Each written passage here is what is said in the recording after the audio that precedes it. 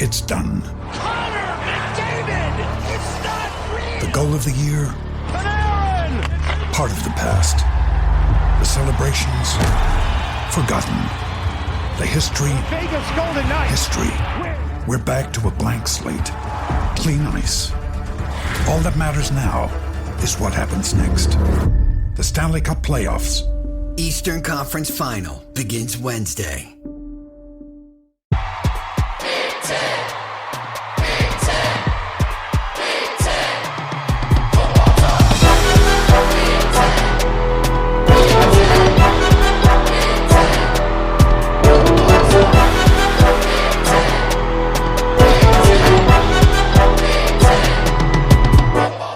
What's up, everyone? Welcome to the Big Ten Football Talk Podcast. I'm your host, Zach Guggenheim, and we are continuing in our series in terms of the state of each Big Ten program. You guys know I'm a huge Ohio State fan, and of course, I'm going to bring on my fellow Buckeye, Eric Boggs of the OHIO Podcast. Eric, thanks for joining us. How are you doing today? Thanks for having us, Zach. Doing great. It's the off season, so optimistic, I guess, is the word I would use right now, and with a slice of confidence mixed in with that. So, doing good. Appreciate you having me back on. Wasn't sure if you were going to do that or not after I dropped all of the weird tinfoil hat wearing theories on your doorstep last time, but I promise I'll be a little bit more logical this time. How about that? Well, I mean, I don't know. I think I like the tinfoil hat wearingness that you bring, but you can be logical. For those of you who are listening on Spotify, it does say under Eric's, like, his subheading, "Will wear tinfoil hat for food." If I could feed you, I would. So we'll talk some Ohio food. In case you're wondering how you can listen to the Big Ten Football Talk Podcast, make sure to like, follow, subscribe on Spotify, Apple, Google, YouTube. There is a huge jump in subscribes this past week and likes. So definitely watch us on YouTube. And Eric, where can we find you guys? The easiest place is just look us up on our website, theohiopodcast.com. There you can find the links to everything we do, social media, Twitter, Facebook, etc. YouTube seems to be our fastest growing medium at this time, which is just look us up on the Ohio Podcast at YouTube. So yeah, we're everywhere. Wherever you just want to find us, you can find us. Just got to type in the Ohio Podcast, you'll find us. Very cool. And before we get to Ohio State, you are also a bit of the mastermind of this new College Huddle network or thing. Community. Yeah. Speak a little bit more to that before we dive into Ohio State. I became very jaded toward the sense of creating content that others would take advantage of. And so I decided, through communicating with JR, who I know you know very well, working with him on his show over at the College Huddle on the Big Ten Huddle show, and some friends from the Purdue podcast, that we could create a community where the quote unquote network was designed to help each individual podcast grow their own brand, instead of the brand, each individual podcast growing a network's brand. And so it's a little bit reverse psychology in that regards. And so that's why I like to use the word community, because I really do feel like it is a community. And I can give one quick example, Zach, on why this works. So over at the Missouri podcast, Woodswater, Mizzou, Skeeter, who's the host over there, had a bad accident at work. He's in the hospital. He's asking everybody for prayers. He's getting part of his toes, lost 3 toes and part of his foot amputated. And the community's coming together. We raised money for him and for his family. And then a rival podcast from Arkansas, I think it's Hogs on the Hill, went and visited him in person. at the hospital. Wow. Gave them, these are things that networks typically don't do, right? So that's why I say this is a community of independent, and it's really awesome to see everybody kind of working together and everybody working hard to grow each other's brands, but also their own. I expect big things in the fall. I do know there are some big companies, Zach, some big media companies. They know who we are and they're watching us Hmm. because what we're doing is incredibly unique, where you have a bunch of independent content creators and podcasters getting together this and saying we can do more together than by ourselves, and it's working.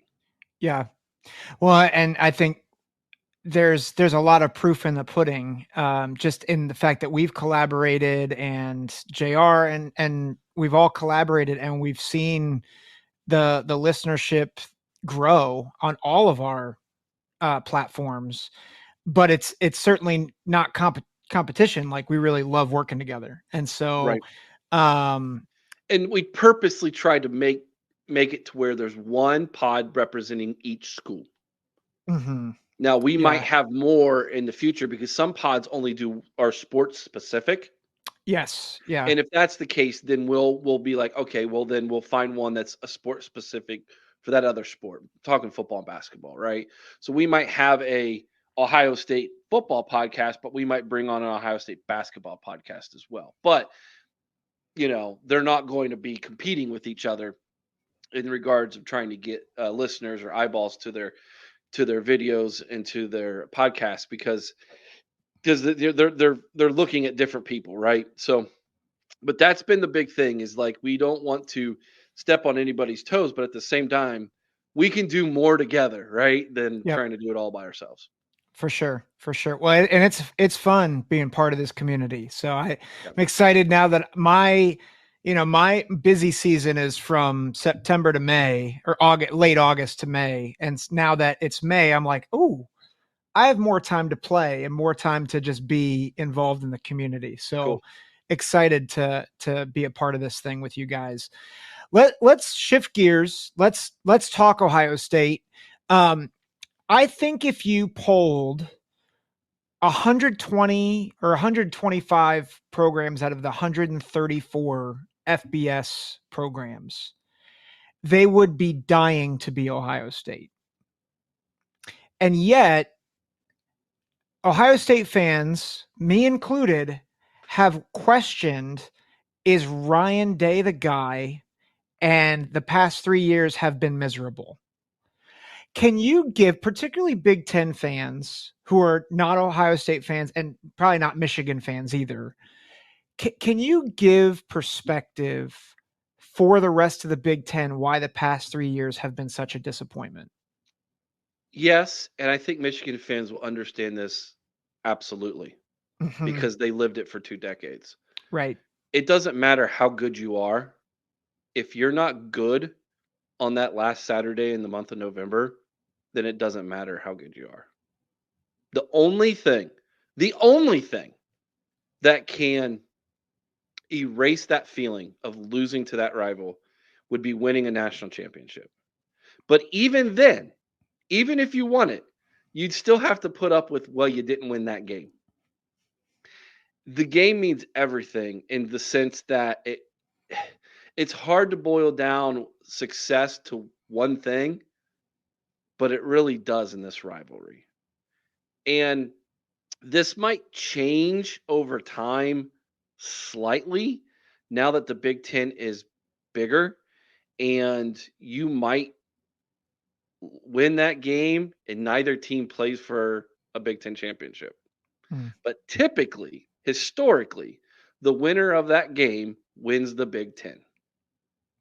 And not always, but most of the time, right? That's probably going to change a little bit, but for the most part, that's how it has been in the past. Now we enter this new era where you, you're after that game, there could be 5 additional games, but you Right. might play them two more of those games. Like, it's crazy to think about that. But in a nutshell, it boils down to that one game. And despite all the successes that Ohio State has had on the field, in recruiting, off the field, in the classroom. A lot of people don't talk about that, but literally the graduation rate under Ryan Day and really started under Urban Meyer, believe it or not, and just the community service outside the classroom has Mhm. been phenomenal under these two guys. So yeah, so everything seems good except for that one Yes. Saturday. Yeah. Imagine how much things would have changed last year if you won that game. Yep. And they were very close, right? Like if Kyle 6 points, McCord, one drive, right? Yeah. yeah, So here's all right. We want to put tinfoil hat on. I'll put tinfoil hat on. here we go. Let's go. Let's make believe Ohio State loses that game to Notre Dame in South Bend. Mhm. Let's say Let's say Kyle McCord on that last drive does throw an interception, which he honestly should have. The throw to Emeka Egbuka is literally 1 inch off, and it gets batted down. Um, Marcus Freeman decides to play defense with 11 guys on the goal line. Right. Like all of these things had to happen in order for Ohio State to win that game. Kyle McCord comes running off the field looking like the hero. We're all calling him Kyle McCool.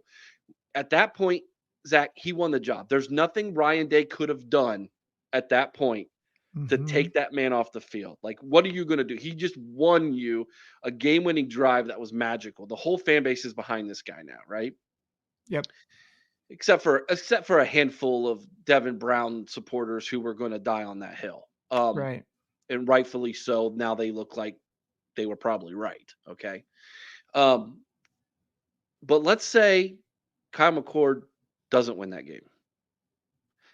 Does that not give Ryan Day the opportunity to reassess the quarterback position at that moment, knowing he's got Hmm. a bye week coming up, 2 weeks to prepare before they go into Big Ten play, and maybe he gives Devin Brown another fighting chance. If he does, Devin wins that starting position and starting job. And I know that there's going to be people who say, "But Eric, he's often injured." Yes, he got injured a couple times. I understand that, but this is a hypothetical, right? This is in another universe somewhere.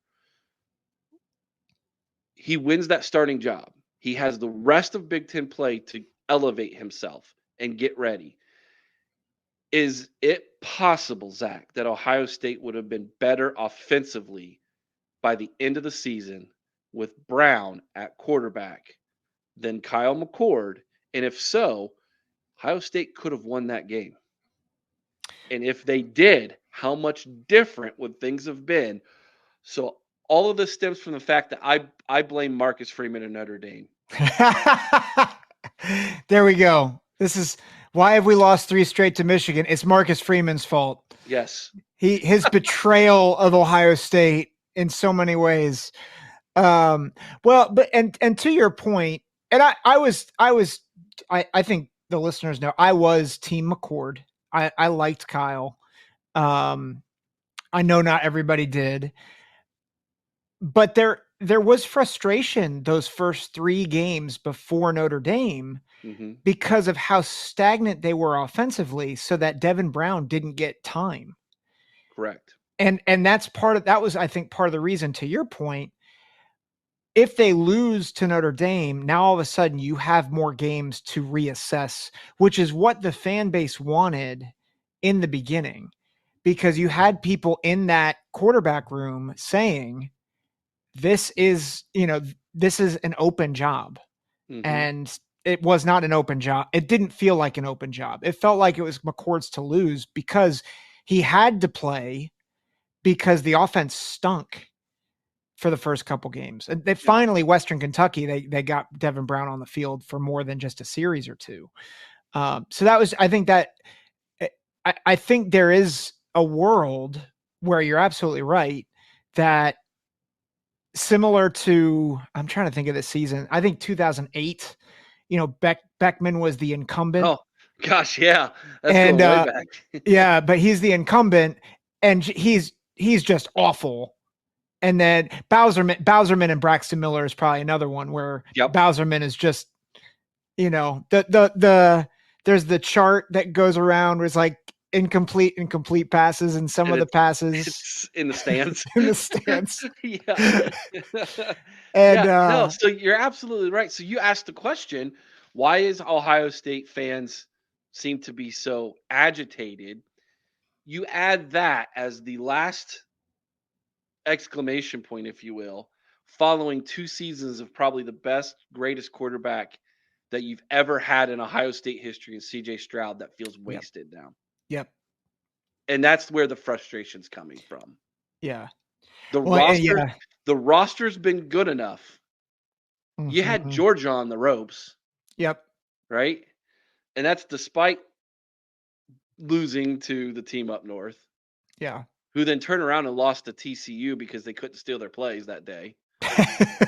I mean, there's Yep. just so many things that agitate you as a Buckeye fan the last couple of years because you've been so close.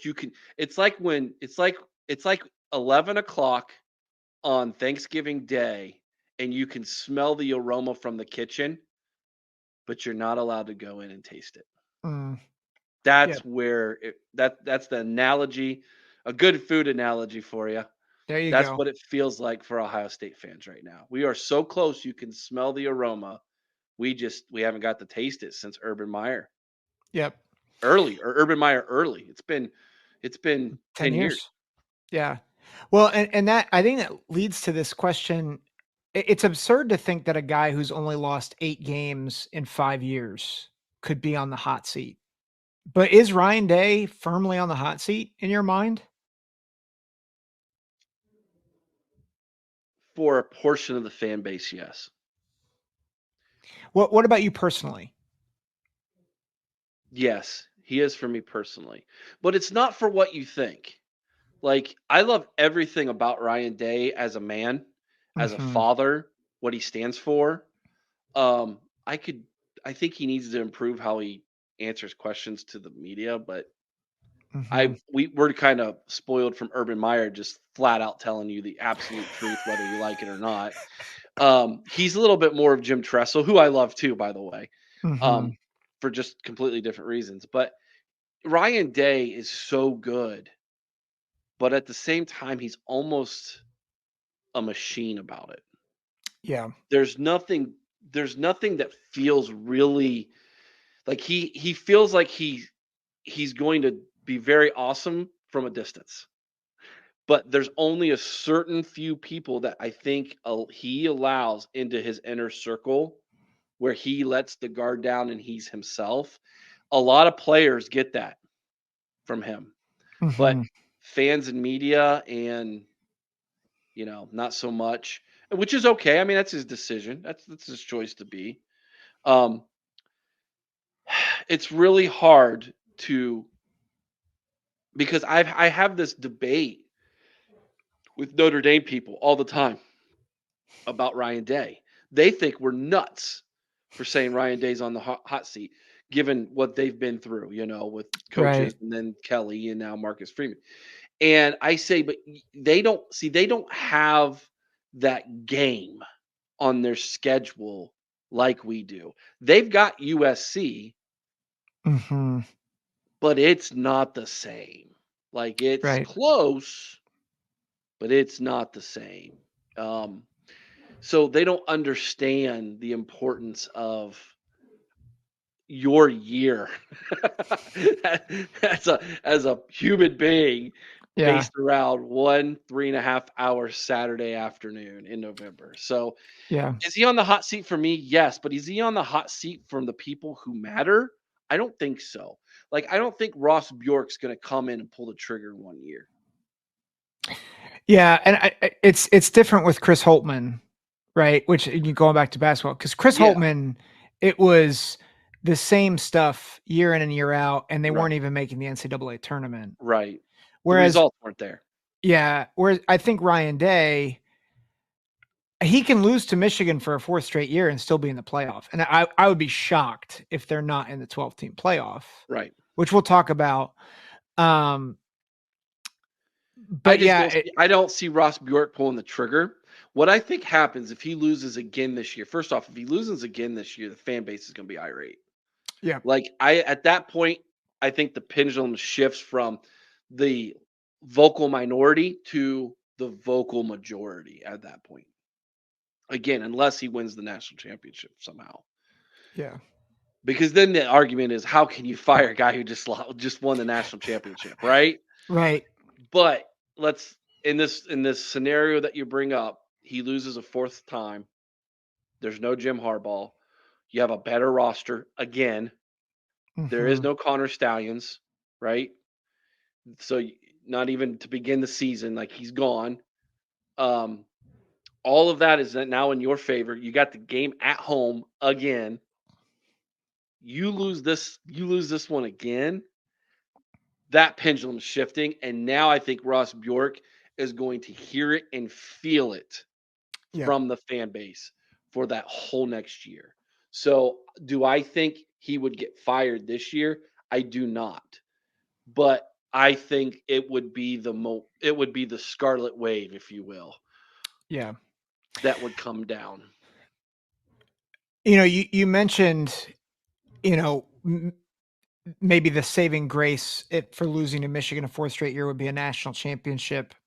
I heard this question on the podcast network, Austin Ward and Mhm. Doug Lesmerises and those guys. Are Ohio State fans more concerned with beating Michigan or winning a national championship? Both. Yes. The answer So, to that question is yes. which one matters more in your mind? Right now, beating Michigan. In my mind. Yeah. Because you haven't done it for 3 years in a row, and it's something you get a chance to do every single year. You don't get a chance to win a national championship every single year. I mean, hypothetically, yes, you do, okay?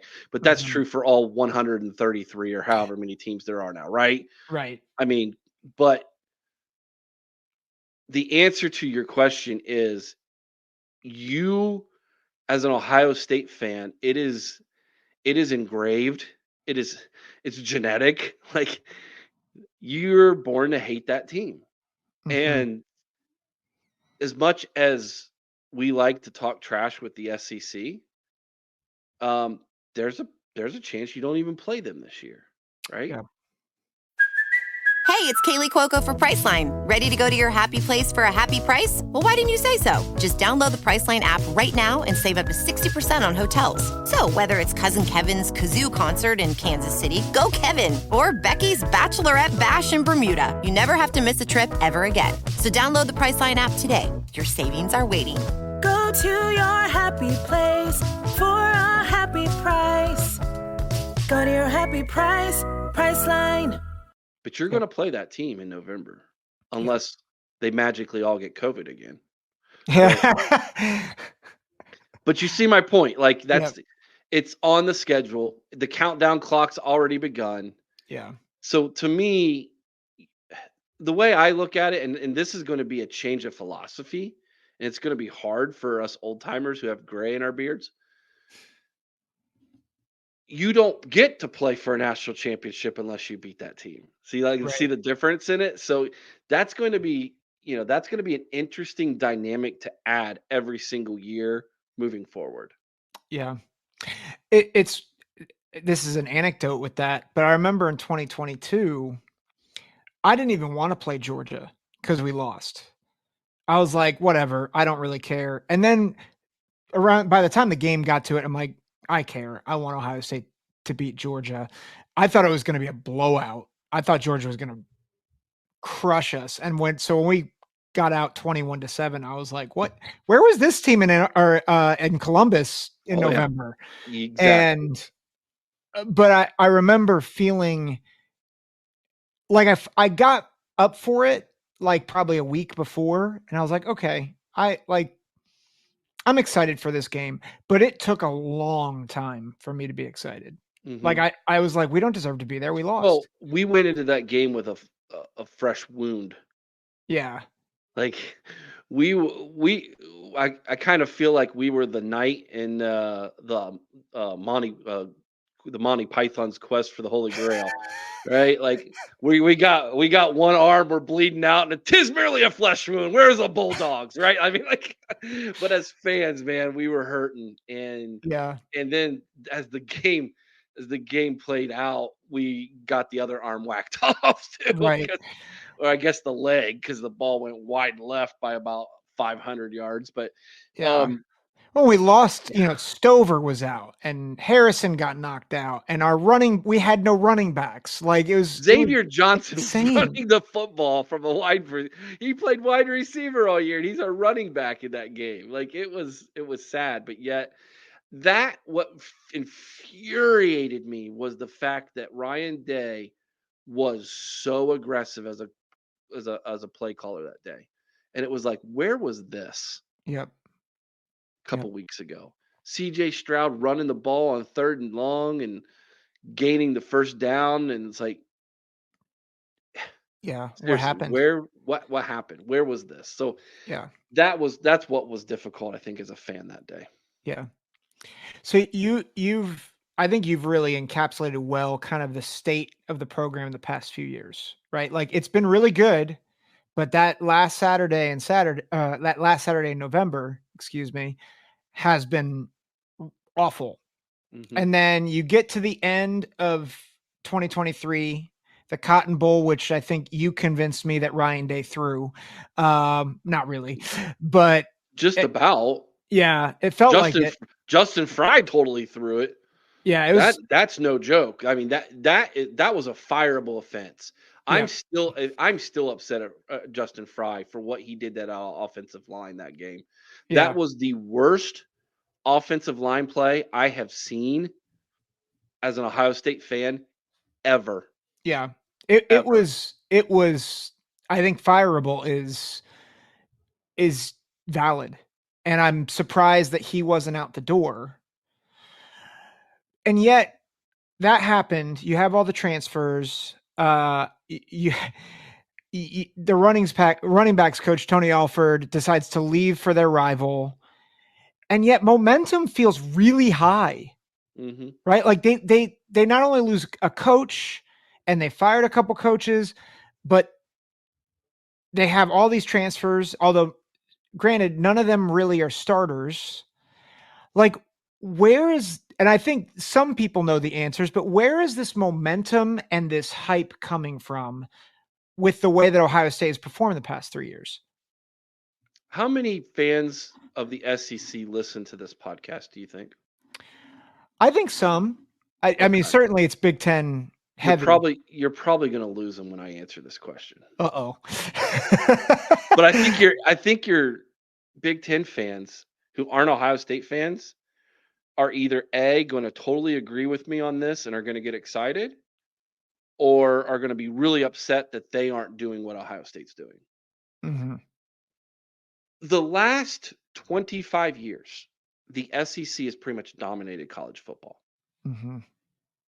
It has been the dirtiest secret that everybody seems to know that the SEC has been paying players for a long time, specifically in Tuscaloosa, Alabama, and in Athens, Georgia. I mean, every now and then another SEC program will jump up, LSU, Florida, you name it. But specifically, those two have been in a bidding war with each other for a solid decade and a half now. But it's really gone on longer before that. The famous "get your bag" comes from Bagman that literally existed in the SEC. But the SEC, until Texas A&M decided they were going to become a big boy and pay for everybody, and that made Nick Saban upset. Until that happened, it was all hush-hush under the table, all gee golly shucks, the old SEC paying for players, right? Mm-hmm. Now, it's not below the table anymore. It's all above the table. It's all legal through NIL. Your northern schools have been playing by the rules for the most part because they haven't had the corporate protection from a conference level, looking at the athletic directors, to keep all of that in-house. Mm-hmm. And so now that NIL is legal, Ohio State is just doing what Georgia and Alabama have been doing for years. we're paying players. To a lesser degree, you are seeing it at some of the other schools here in the North.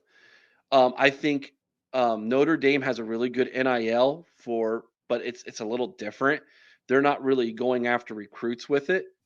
They're going more transfer portal and then keeping guys that they have in house. Michigan has got an NIL, although there was some concern about that NIL having some cracks in their foundation recently. Mhm. But they do have an NIL that has been, if you talk to any of the former players, that they got paid a little bit, you know. It's there. You can use it. It's legal. There's nothing the NCAA can do about you using NIL to pay for A, recruits, B, transfer players, C, maintaining your roster. And those are Mhm. the three things a coach has to do now when it comes to roster building is you have to maintain your roster. You have to intelligently get players from the portal who are going to boost your roster, and you have to maintain or build your roster for future years through recruiting. And if you have NIL that can do all three of those things, it gives you a huge advantage in college football now. So, Ohio State's NIL collective is really who Ryan Day needs to be thanking for all of this. Ryan Day's he's a great guy, and I think he's a really good recruiter. But let's be honest, Zach. Without the 13 million plus that was spent in NIL this year in recruiting, transfer portal, and maintaining the roster, we aren't feeling this way right now. So to answer your question, why do fans feel this way? It's because we've hit home runs in all three of those things: recruiting, transfer portal, maintaining roster. And so that momentum is tremendous right now, but needs to be credited to the fact that Ohio State's NIL really stepped to the plate. Really stepped to the plate. If you remember signing day, uh, Mhm. two of our five-star guys were being courted by Florida State and Miami, and those guys didn't call the coaches. Those guys called the NIL collectives. Mm. Instead, Florida State offered me, Miami offered me. And we knew this was happening. And those collectives the night before, the call went out to Buckeye Nation. We need some money to finish off this class. Millions rolled in from Buckeye Nation Hmm. to finish off that class. I don't think there are too many fan bases, Zach, that would do that. So NIL collective, yes, but the fan base should pat themselves on the back a little bit here. We stepped up and put our money where our mouth is. That's Yep. how bad we want to win a national championship. That's how bad we want to beat Michigan. We're willing to put the Benjamins behind the talk here. So why does it feel like Ohio State fans are maybe a little bit more talkative this offseason despite having lost three? It's because the fan base feels like they have a part of this team Yeah. because of NIL. Yeah. Well, and I think the players that they got, right? So they got Jeremiah Smith and Edric Houston, who are Yep. huge 5-star that like both will contribute.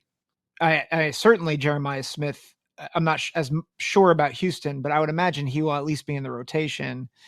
And then, of course, Caleb Downs and Will Howard in the transfer portal were two of the big names. Quinshawn Judkins, another who surprisingly was the Ohio State player represented on the NCAA 25 cover, which apparently was a former Trust me, Travion Henderson could care less.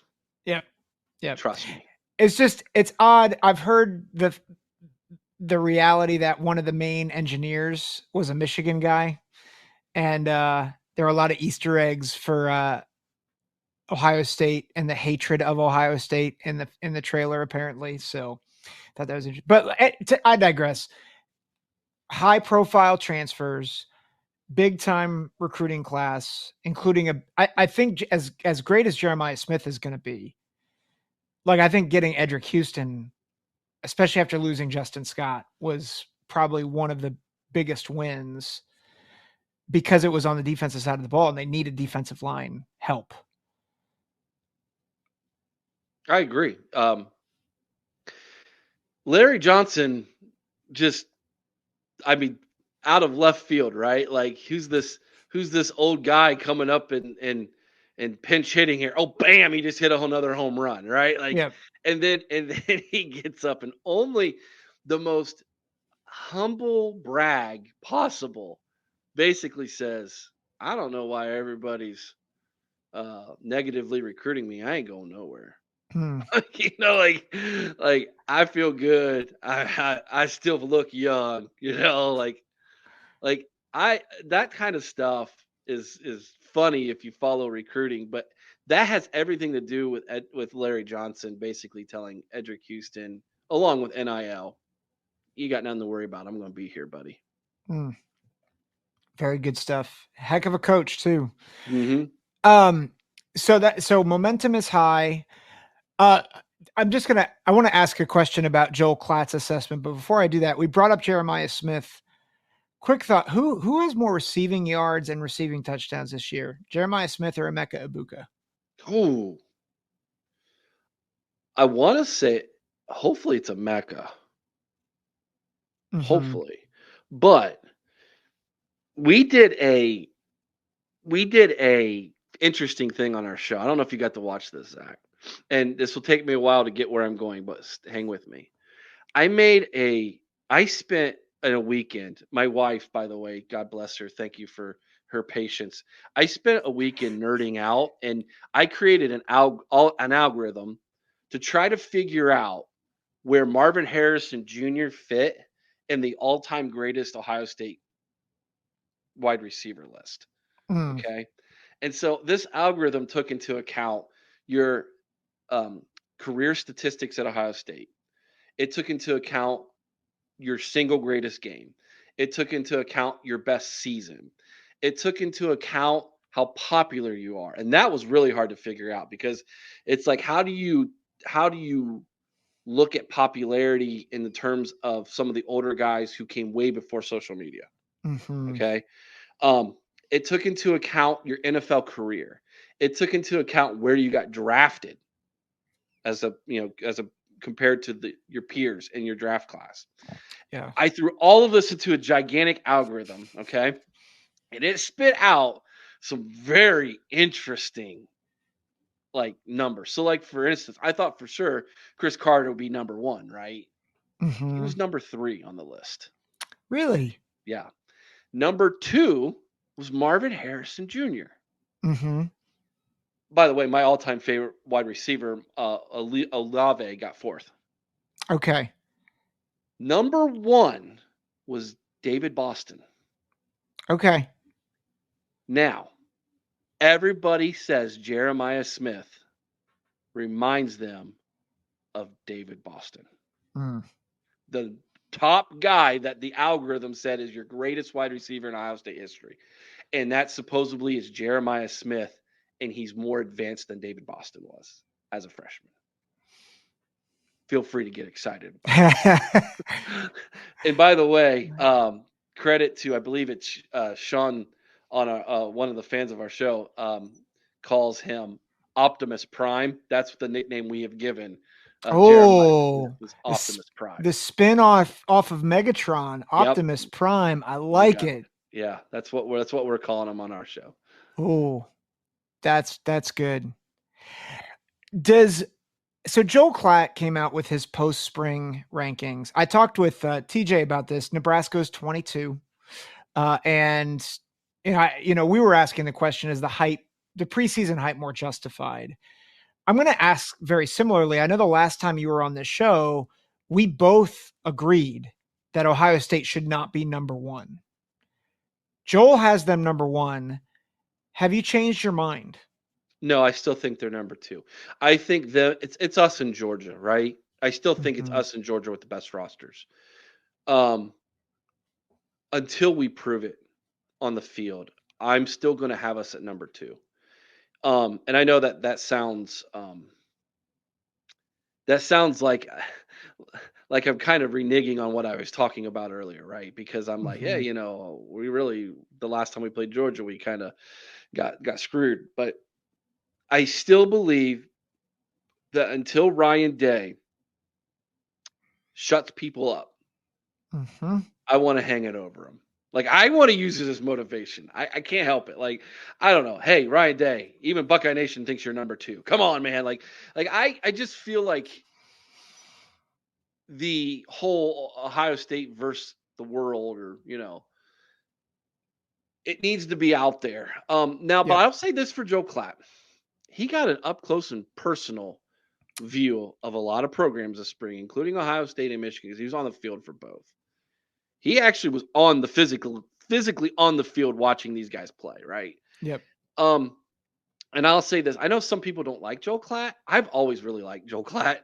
Mm-hmm. I feel like even though he at times gets his marching orders from Fox, which means he's going to be kind of a little bit more positive to the Big Ten than he is the SEC. He's going to carry that water for the Big Ten a little bit more.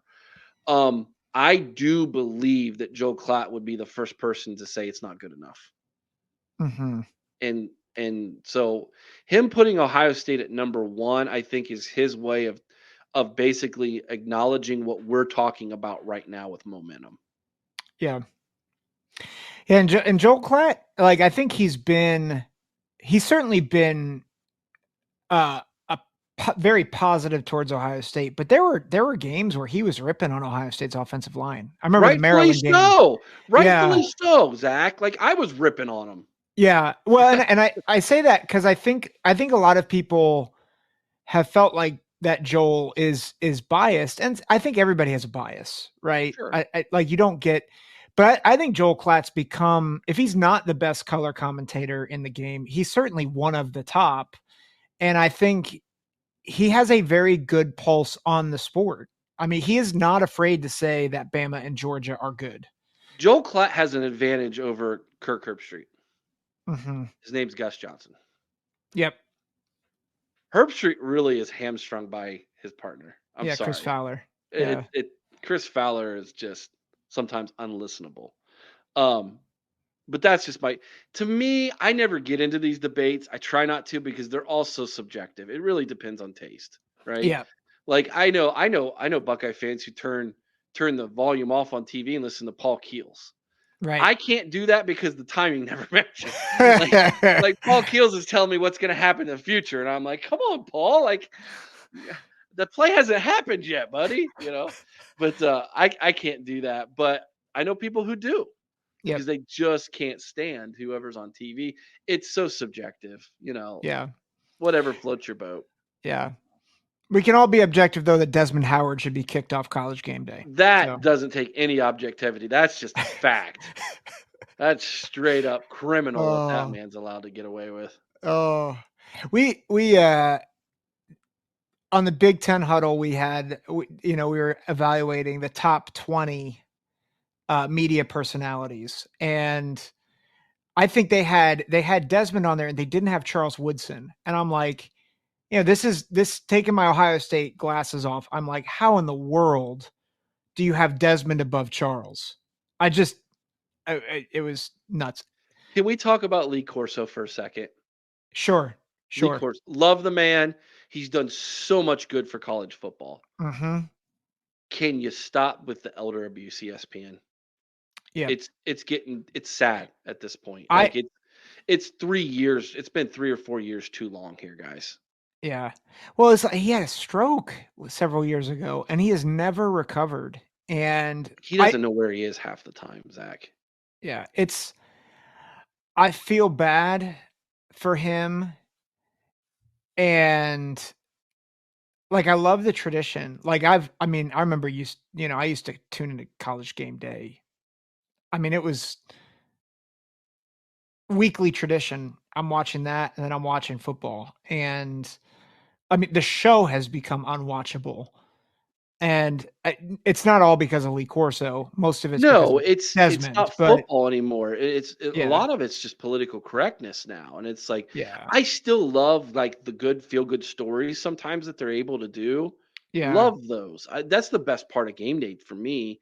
But if you're looking for a better, like, to get you prepared for what you're about to watch, I think Fox Big Noon Kickoff is far superior Yep.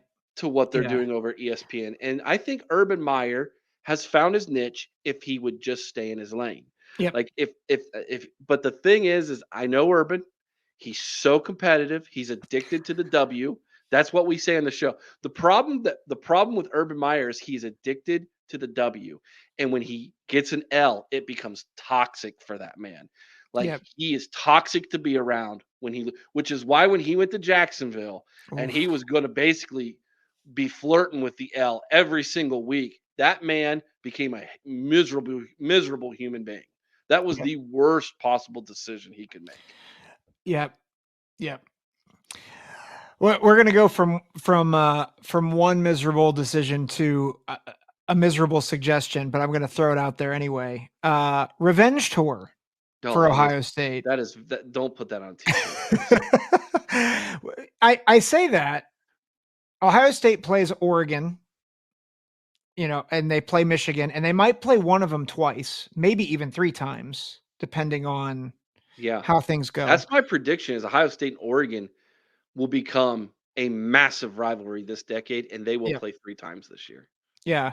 So that's on the table. They could end up playing Georgia and or Missouri in the playoffs because both teams are going to be good. Those are the 4 teams that have beaten Ohio State in the past 3 years.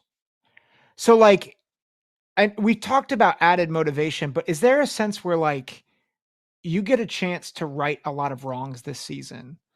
Is that maybe the biggest piece of momentum for particularly this class of 2024 or class of 2021, recruiting class of 2021? Is that kind of the momentum or the motivation? Yes, it absolutely is. I think it was Denzel Burke said it best. Natty or bust. When you lay that out on the table this early and basically he admitted that the reason why all these seniors came back is they haven't beat that team up north and they haven't won a national championship, and that's what it's all about this year. That's a lot of pressure to put on yourself. Mm-hmm. But when you're as good as this roster is that has been put together, I think it's justifiable. And I give them some credit for having the cojones to say that's what it's going to be this year. Natty or bust. So I wouldn't call it a revenge tour, but the motivating factor is righting some of those wrongs. Absolutely. It better be. Mm-hmm. I hope they weren't just coming back because their girlfriend hadn't graduated yet. You know what I mean? Right. I hope it's more than that. Yeah, I don't want to steal someone else's coined failed phrase, so I won't call it a revenge tour, but I will say that there is definitely ours is natty or bust. That's going on a t-shirt this year for us, by the way. Yeah. That's right now we have the Angry Ryan Day t-shirt for sale on the website. Everybody go over to the OhioPodcast.com, click on the merch link, buy yourself an Angry Ryan Day t-shirt. It's great. But the next one is natty or bust because that's where we're at this year, right? Mm. Now I'm typically, Zach, a guy who preaches enjoy the journey. Right? That's kind of to me what sports is all about. I look at it from a journalistic side of things. As you start the season, you have these expectations and there's going to be valleys and there's going to be mountaintops and there's going to be good times and bad times. And on your way to the final destination, make sure to stop and smell the roses, enjoy the journey while you're going there, right? Mm-hmm. Because before you know it, you blink your eye and the season's over. But I'll be darned if we don't, if this team fails to reach any of its goals again, Zach, and we have another disappointing season to come full circle, who do you put the blame on? It has to be Ryan Day and this coaching staff. Yep. This roster that they have assembled I mean, to go back to Optimus Prime and things here, like this is the Avengers, man, that they've put together here. Mm-hmm. You Yeah. better win something good. Like that's because if you don't, then you're starting to question if not now, when. Right. Yeah. And now we're back. We're living in the '90s all over again, Zach. Like I don't know your age. I know you're younger than me. The '90s as a Buckeye fan were not fun. Oh yeah. No, that's the 90s. So in 93, I was 7, and I think that's the first disappointing loss that I your, could your grasp. little 7-year-old heart's like, "Go Bucks!" Oh no! Yeah, and I wanted to quit. I wanted to quit the rivalry until Jim Tressel came. That's which I think and I had talked about this in a previous episode, but people don't understand, particularly when Ohio State was going through, whipping the team up north every week, every year. People are like, "Oh, you shouldn't worry about them." I'm like, "You don't understand." My childhood was Ohio State being the best team in the country and then losing because of stupid shenanigans. And I mean, you have the Heisman winner in Eddie George, and he gets outrushed by some guy named Biaka Batuka, who was really good in his own right, but it's he had 313 yards or something like that. And you're like, we have the Heisman winner. This is not supposed to happen. And then Sean Springs slips and all that nonsense. And you're like, so yes, this My has uh, felt eerily. my tweet, Zach, after the last November's loss was to all you young Buckeye fans, this is what the '90s felt like. Yep. Yep. Yeah, this was it. And so these things with with that team up north, they come in waves. Usually for about a decade, one dominates the other one. Um, so the question is when can this current wave, when can we switch the momentum again? Will it be this year? Um, I'm telling you, Zach, this is the type of roster that Cooper had in the '90s. Yep. People don't realize how good he could recruit. Like Yep. they didn't start ranking recruiting until the mid 2000s, like 2005, 2006. Then they started to get into ranking. You go back and look at some of those rosters that Cooper had. He would have had the number one recruiting class multiple times. Yep. The rosters were phenomenal, and Mhm. somehow he would screw the pooch in that last game against the team up north. Yep. So excuse me if I have a little bit of anxiety about how this season might end here, okay? Yep. I've Yep. lived through that and I'm going to continue to feel that way. Yep. Well, with that being said, I'll ask this, and then I want to get your take on a food question here. Okay. But let me just ask this first: how do you see the season playing out for Ohio State? I know we're in May, but I think that there's going to be a ton of expectations early. I think Ohio State's going to answer those for the most part. I think there's one game that scares me and it's in Eugene, Oregon. I Mhm. think that there is a world or a possibility that exists where we go there, we're not ready.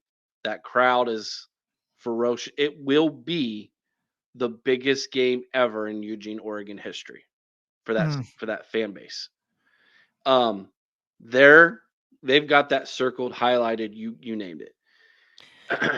If we do happen to fall in that game, I think we then play them again in the Big Ten Championship, which will be in Indianapolis on a fast track, which is basically Columbus 2.0 for us. Mhm. And I think we take that game. I'm looking at 11-1, 12-1 Big Ten champions, getting the bye, and then probably playing Oregon again in the quarterfinals to Mm. to see who go up against Georgia. Hmm. Kind of in my head how I see the season playing out. And I'll be honest with you, this is really going to piss off a lot of fans who like the maize and blue. I see 3 or 4 losses on their schedule. It's not an easy schedule. It's not. And I just don't think you lose Jim Harbaugh and half your coaching staff and think you're just going to keep marching on. I Yep. just don't see that happening. They lost a lot of senior leadership. Now they've got a handful of really good players that are still there, Yeah. but they have zero depth, Zach. And remember what happened in 2015 to Ohio State? They won the Natty in 2014. Mhm. The next year, kind of the attitude changed, and Yep. they weren't as hungry. Yep.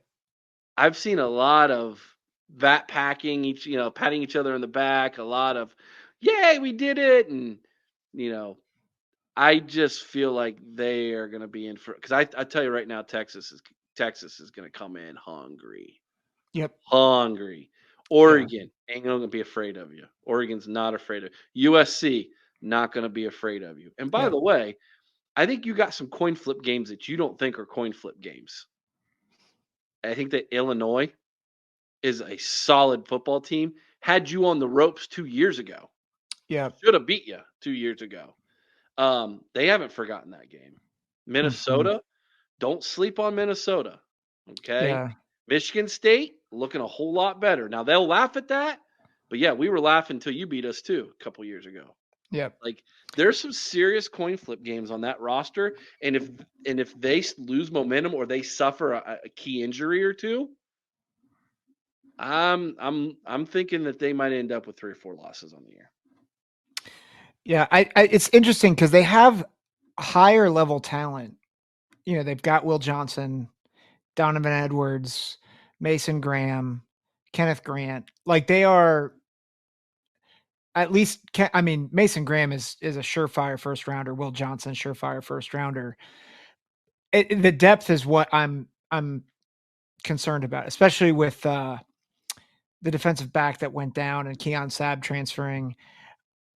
It's going to be interesting to track the boys in Maize and Blue because I think they have a lot of high level talent. Yeah. But with all the transition, how do they manage it? And I agree that there could be some slippage If there. the culture is as good as they all claim it to be,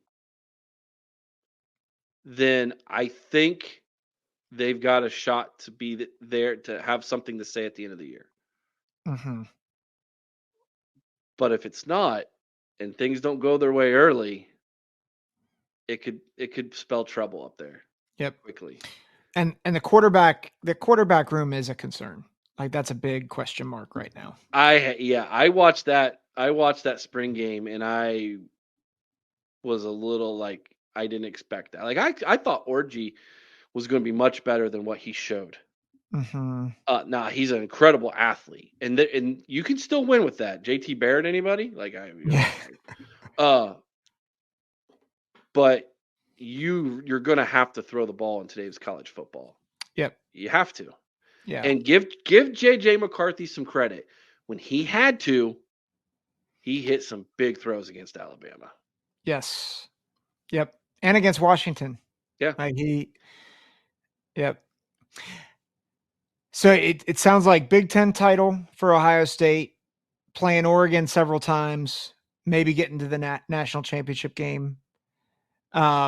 If Georgia, let me ask this: if Georgia and Ohio State played at the end of the season, what I won't ask you for a definite winner, but percentages, where would you put that game? I think it's a 50-50 coin flip. And there's a lot of things that go into that, like how healthy are the teams? Yep. You know, who's got the most momentum going into the game? Like, which offensive line is playing better? Like, I am cautiously optimistic that the offensive line is going to be really good this year. Yeah. Like, I think cautiously McLaughlin. optimistic. Yeah. I think McLaughlin. I think the heat is on Fry too. Like I think there's Well, there's positive something heat on him. you've heard this, Zach. I know you've heard this. Chip Kelly's scheme is very offensive line friendly. How he manages to defenders are guessing because he does a lot of pre-snap sugar, like Yeah. a lot of movement and things, and the offensive line can really fire off the ball on the running plays, and he loves athletic guards who can pull. And this scheme, I think, is very offensive friendly to an offensive lineman. Yeah. Which is something that I have been so concerned about under Ryan Day, because Ryan Day, he's a quarterback. What do all quarterbacks love to do, Zach? Throw the football. Mm-hmm. So Ohio State's been really good at, for the most part, other than against Missouri, at pass blocking. But what have we been terrible at? Run blocking. Run blocking. And it makes sense because Ryan Day I don't think Ryan Day emphasizes it. I've been to several practices. Mm. You know how much they practice run blocking? Maybe 25% of the time. Wow. It's all pass blocking. 7-on-7, baby. Get them linemen in there and they're all just pass blocking. And it's like, that's why they're pretty good, picking up blitzes for the most part and, but watch Ohio State. They just do not fire off the ball on the offensive line.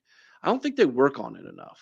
And I think that stems back to a lack of aggression when it comes to running the football. I think Ryan Day is pretty aggressive in the passing game. Mm-hmm.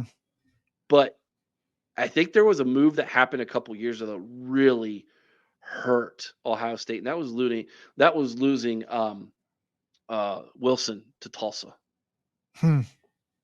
That guy was Ryan Day's eyes in the sky, someone who he trusted to tell him what's going on with the defense as a play caller.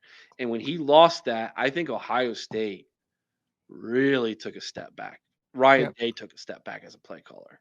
Well, getting Chip Kelly up there, someone who he trusts, and taking that away from that aspect away from Ryan, to me, is the story of the offseason, more so than all the players we got from the portal, all the players who decided to come back, and all the players we got as recruits.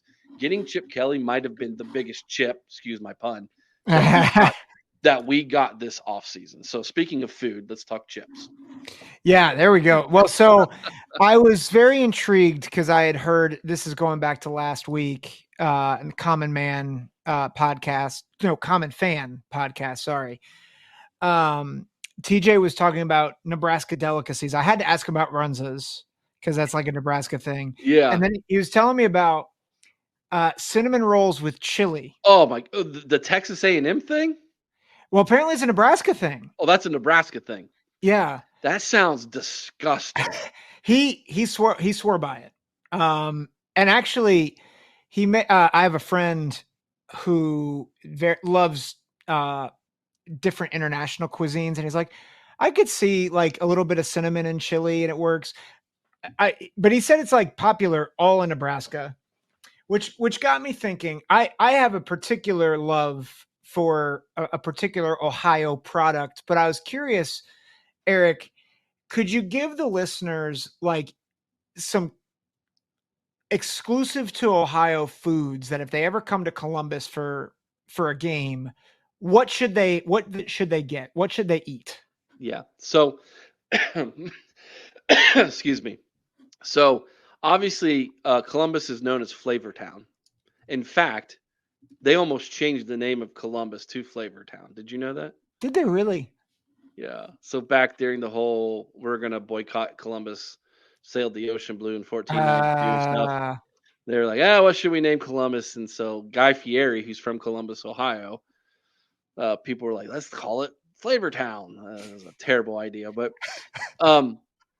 two things. So Columbus has got a very strong German heritage. So if you go back to when people started to migrate to the United States, a lot of German people settled in Columbus, Ohio.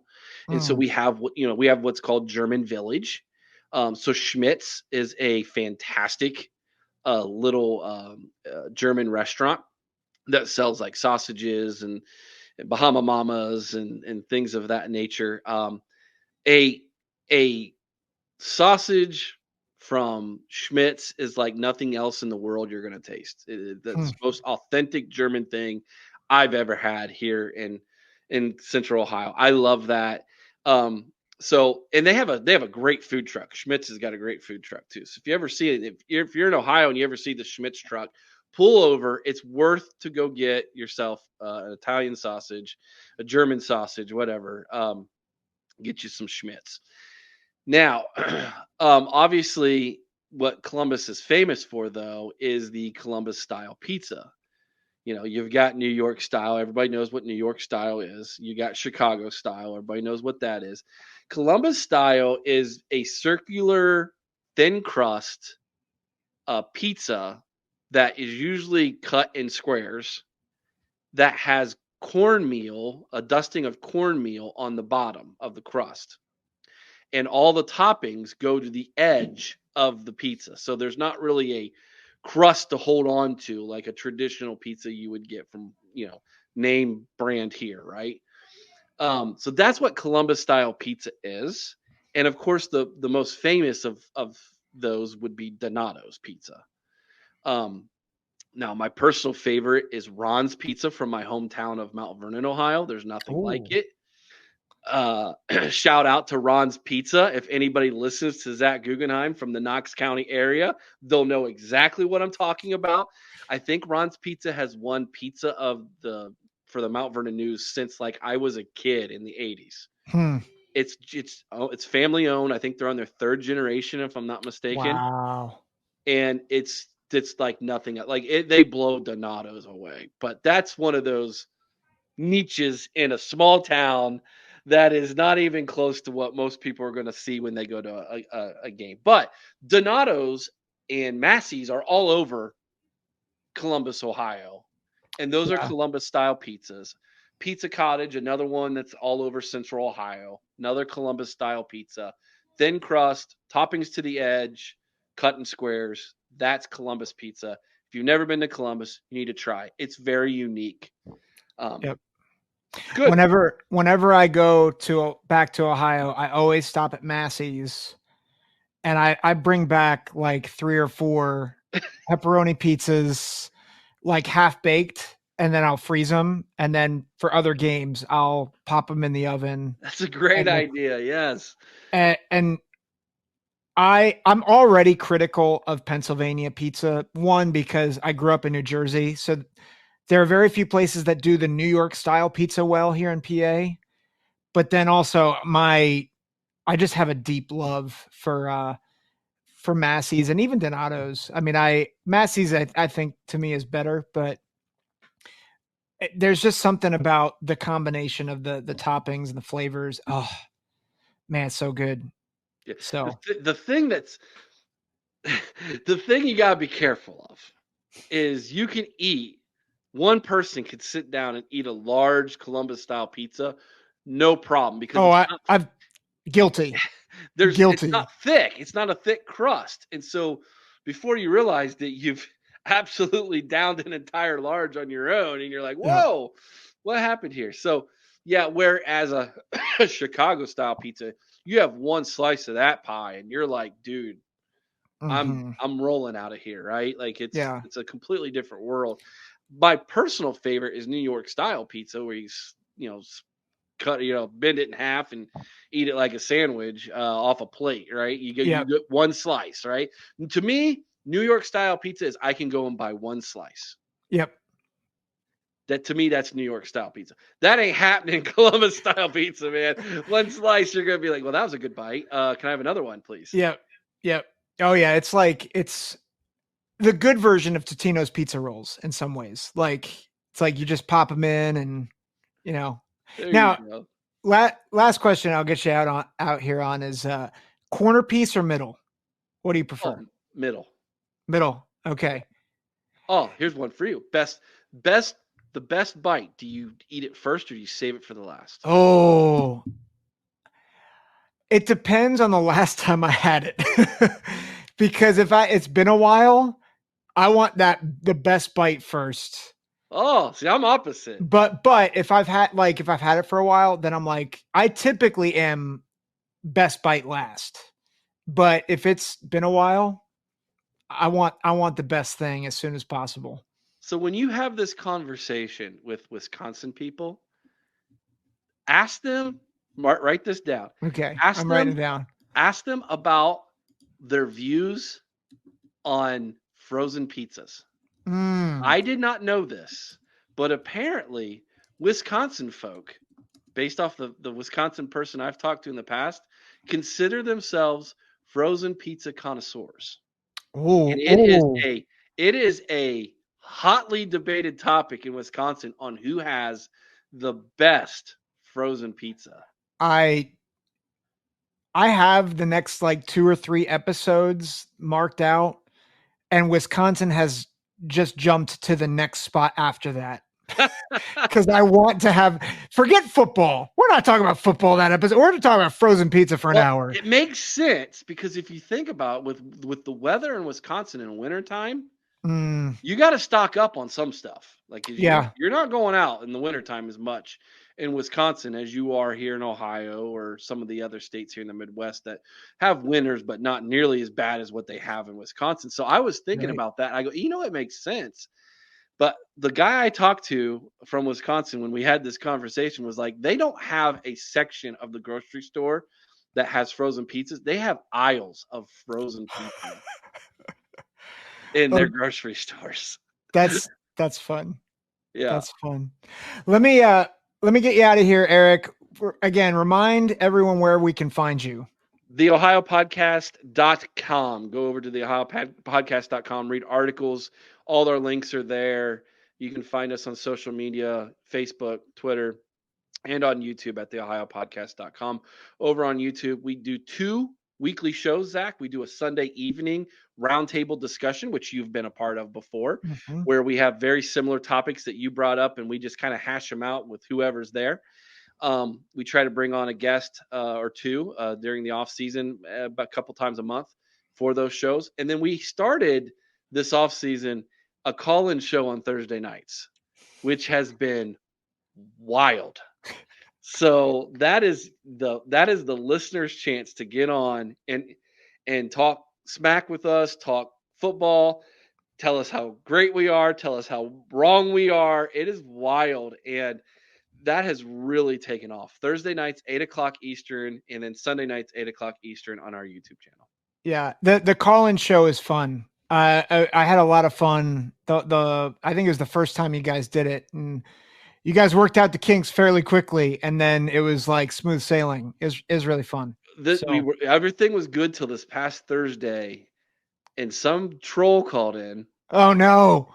And said there was gremlins under the benches, and we were like, "What is this guy talking?" And then later in the show, my soundboard went haywire. Yeah, I was like, "This is some strange voodoo stuff going on." So spiritual warfare. Oh my gosh! What the heck? Hopefully, we've worked it out. I mean, we've done well here. So yeah, but that was wild. But looking forward to doing that. Our plan, Zach, is to do these call-in shows after games. So we'll be on live after football games for you to call in and give your 2 cents on what Ryan Day did or did not do. I know I'll be calling in, especially if it's a loss at some point. Be like, fire Ryan Day. No, I won't do that. We plan on doing it on the majority of games. Now we do go to 1 away game a year as a podcast for fun. I think this year we were planning on going to Michigan State. However, some of our fans are trying to tell me it needs to be Northwestern because they're playing at Wrigley Field. At Wrigley. And I can't get behind, number 1, traveling to Chicago, and number 2, watching a football game in a baseball stadium. However, if that's the one we end up doing, so be it. But it was going to be, I think, and I'm still leaning this way, going to Michigan State. Yeah, that'll be a good game. So, and then my wife and I always go to one game, but that doesn't mean Chris can't do the call-in show. Or if it's early in the day, we don't have the call-in show till later in the evening. But this year, I think I'm going to try to do Marshall. Oh, Yeah, That'd be good. we have That might be a contender for I'm either I'll probably try to take my son to a game, and that might be that one might of be my the one, sons. huh? That might be the one. So if that's the case, I'll let you know. Yeah. So on the College Huddle, one of the first podcasts that joined us was the Thundercast, which is a Marshall podcast. No kidding. They are fantastic, awesome guys. They are killing it over there, and check them out. If you know anybody from West Virginia or is a Marshall fan, or if you just want to learn more about them heading into the game, trust me, we'll have them on the show. Those guys are fantastic. Thundercast, they do great stuff. Great work. That's fun. Yeah, so check out the College Huddle. Yeah. As in general, and obviously ohiopodcast.com. For us, just a programming note, the next 3 weeks, it's looking like we're going to hit Minnesota. So Sky U Pod is coming on. Those are awesome. So, and I think it's for Minnesota fans in particular, they're happy because I had Iowa and Nebraska, and they're like, we're sick of you pumping up Iowa and Nebraska. Minnesota, you're going to get your due. And then Russ from the Boiler Express is coming on. So we're going to get some Purdue coverage in 2 weeks. And then Bruin Source, our first of the Pac-12 editions, is going to come on in 3 weeks. So, and then I'm going to fight to get Wisconsin on because I want to have that frozen pizza discussion. But again, find us on Spotify, subscribe on YouTube. Again, this past week was the highest boost I've ever had on YouTube. So let's get that up. So like and subscribe.